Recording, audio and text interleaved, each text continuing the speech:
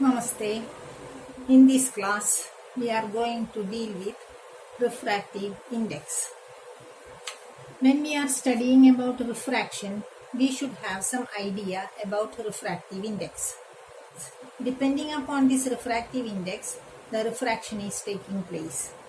That is, we consider the optical density when the refraction is taking place in a medium. This optical density is measured with the help of refractive index. If refractive index is more, the optical density will also be more. If it is less, optical density also will be less. That is how we are considering the medium as denser or rarer. Depending upon that, the ray slows down or be fast according to the medium. That is why we study about refractive index. This refractive index are of two forms. One is refractive index are of two forms. One is relative refractive index and the other is absolute refractive index. What do you mean by relative? Relative means some relation is there. Those people that is with relation to us are called relative. Similarly, here also for the refractive index, relative refractive index means the relation between two refractive indices. That is what is called relative refractive index. We are comparing. Relation means a ratio. Whereas in the case of absolute refractive index, we are considering the topmost value of velocity of light is comparing with the velocity of the medium. That is what is taking place here. In the absolute refractive index only, we are considering the velocity of air with the velocity of medium. That is a simple method, and here is some more formulas arises, and that we can discuss here. Relative means relative with first one, relation between angles, sine of the angle of incidence and angle of refraction.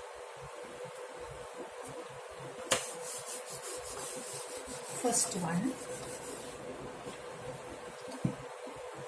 sine of the angle of incidence to sine of the angle of refraction is called a constant, and that constant is called refractive index, represented by n or mu.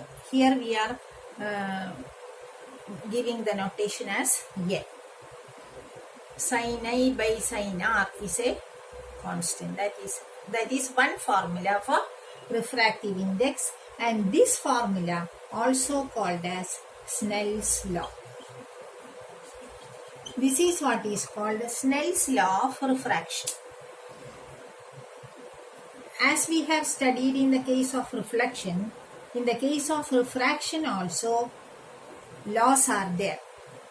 One law is that sine of the ratio of sine of the angle of incidence to sine of the angle of refraction is a constant. That law we call it as Snell's law. Then next is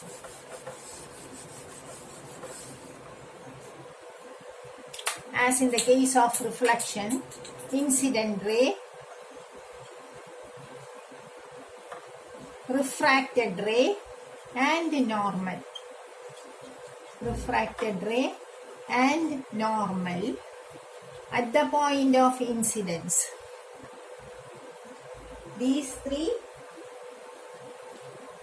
rays which are at the point of incidence means where the incident ray meet. That is what is called at the point of incidence. These three are in the same plane. Suppose here I take one point here This is what is called the interface. Here air and here is glass. Let it be glass. And a ray is incident here. This point is called the point of incidence. And what happens to this ray? Suppose we draw a perpendicular here, and when we drop a perpendicular, what happens to this ray? This ray bends towards the normal because the velocity decreases as it travels from rarer to denser medium. Okay, that is I, this is I, and this is R.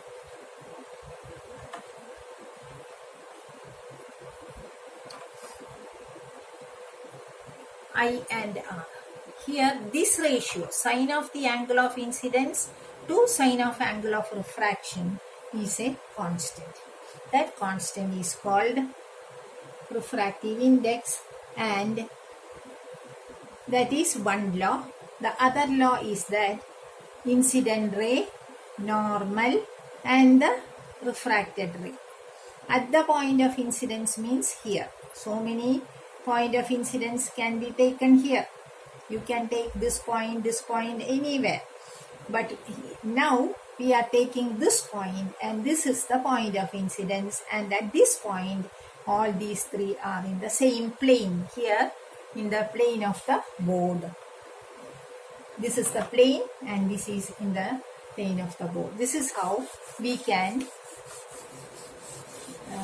explain the laws of refraction. These are the two laws of refraction, and the first law, in addition to that law of refraction, we call it as a Snell's law. Okay. Again we come back to refractive index, which is relative refractive index.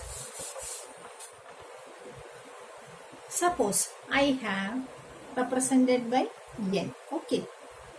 Suppose I want to find the refractive index. Here this is the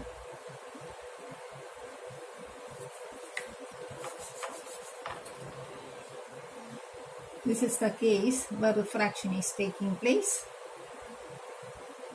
I, R, air, glass. Okay. This is only as an example. I draw this diagram.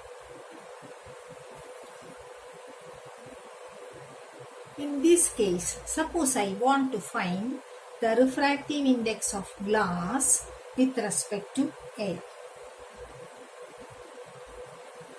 That is, we can write refractive index of glass with respect to air like this.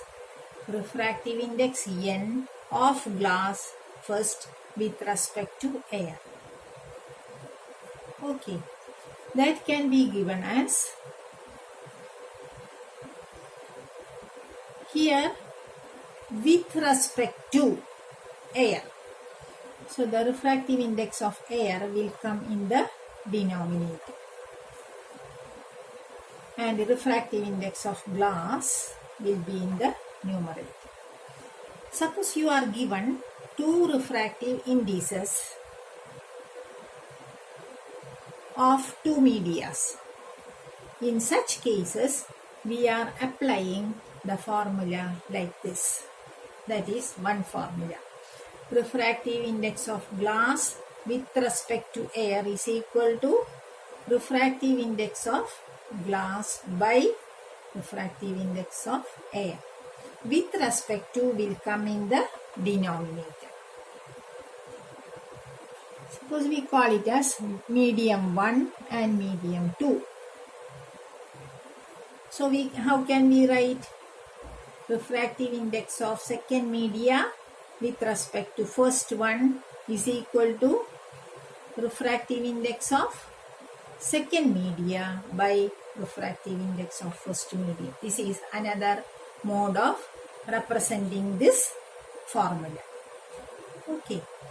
NGA is equal to NG by NA. Similarly, here N21 is equal to N2 by N1. This 2 will come in the numerator and the other one will come in the denominator. This is one way of representing the formula. in addition to sin I by sin f. Then third one, with respect to velocity, refractive index of second medium with respect to 1. Suppose you are given velocity. In that case, we simply write velocity of light in the first medium by velocity of light in the second medium. Okay. That is, simply write velocity of light in the first medium by velocity of light in the second medium.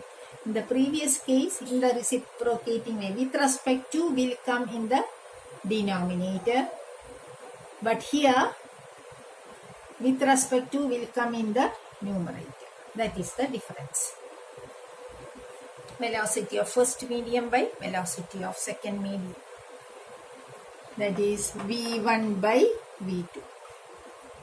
If v1 and v2 are the velocities of light in two medias, v1 by v2 will give you the refractive index of second medium with respect to first medium. Okay. So we got one is n21 is equal to, what is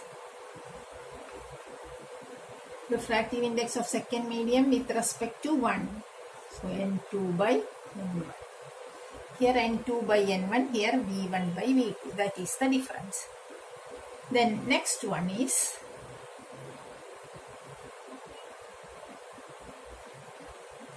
this n21 can be represented as n2 by n1, right?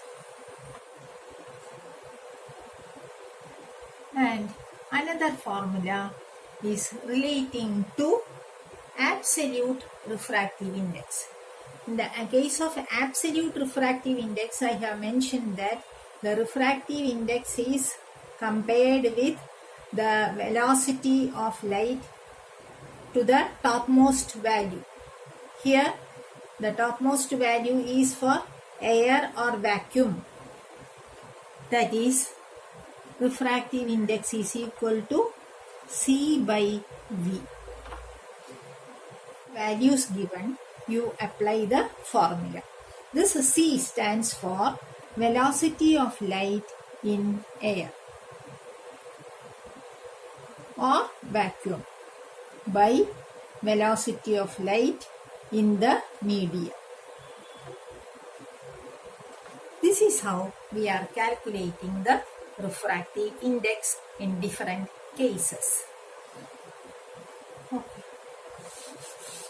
Let us do one problem related to this.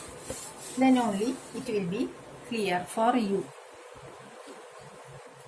Suppose refractive index of glass is given as 3 by 2.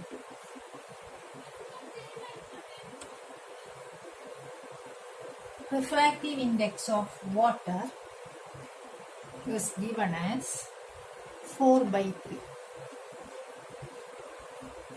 And the question is, what is the refractive index of glass with respect to water? What is the refractive index of glass with respect to water? So with respect to water, so which will come in the denominator? This water. 4 by 3 will come in the denominator and 3 by 2 in the numerator. Okay, that is n2 by n1. This we can written as 3 by 2 into 3 by 4, which is equal to 9 by 8. This is the refractive index of glass with respect to water. This refractive index has no unit. And I will give you some more problems related to this, and you try those problems and go through my summary. If you are interested in my video, please like it and share it. Thank you for watching.